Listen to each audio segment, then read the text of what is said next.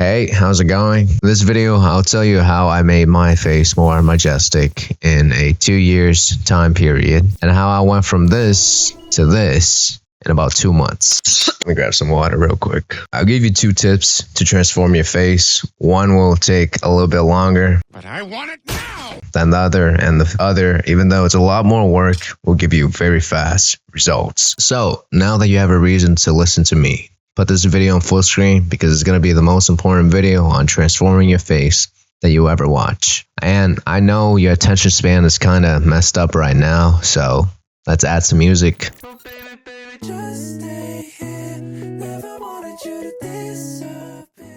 And we're going to start with the last point that will give you the fastest results. How I went from this to this in 2 months. It's plain and simple dieting and weight loss. If you're new, I've documented my transformation in the 60-day glow up challenge. And during that time period, I lost close to 24 pounds or 11 kilos.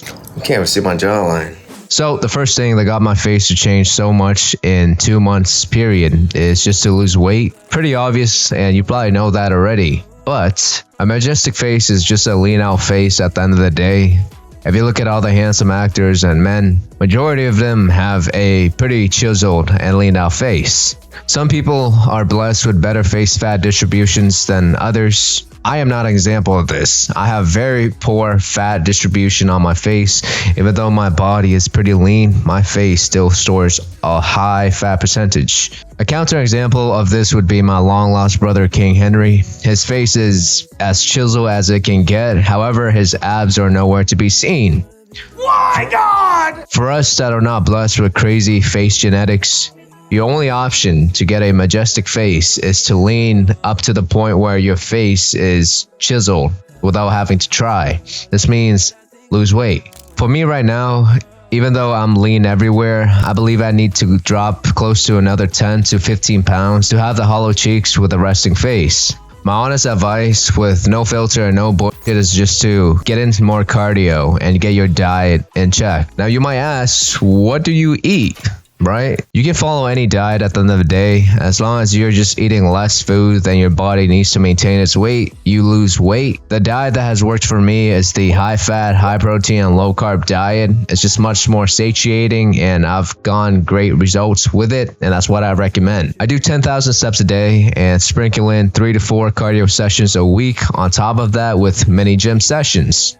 Now, with dieting and weight loss out of the way, let's get into the tip that will get you the transformation that you want. However, it's going to take a little bit longer. Personally, for me, it took 2 years. Now, let me ask you a question. Do you see the difference between my face and these 2 pictures? I'll give you a sec.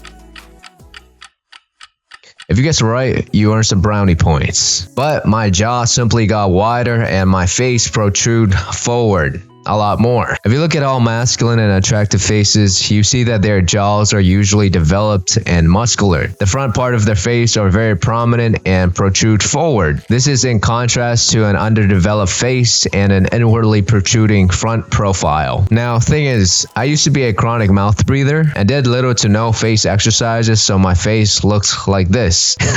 Just as a mouth breather should look, right? In 2 years, these are the habits that got my face to become wider and protrude more outward. Number 1, mew. Number 2, chew lots of gums. Number 3, stop mouth breathing. Mewing can be described as changing your tongue posture, and by doing so, you change how your face develops. It can be done by simply resting your tongue on top of the roof of your mouth and swallowing saliva to create a suction that lets your tongue stay in place with no effort. And over time, the pressure from the tongue pushes your face forward. With chewing on lots of gum, it works your facial muscles over time, and by doing so, your jaw muscle becomes more defined and developed. As a result, this gives you a wider jaw. Your jaw muscle is very much similar to any other muscle of the body. The more you train them, the more developed they become. Now, the thing is, you can mix the 2 exercises together, so you can mew and chew on gum at the same time.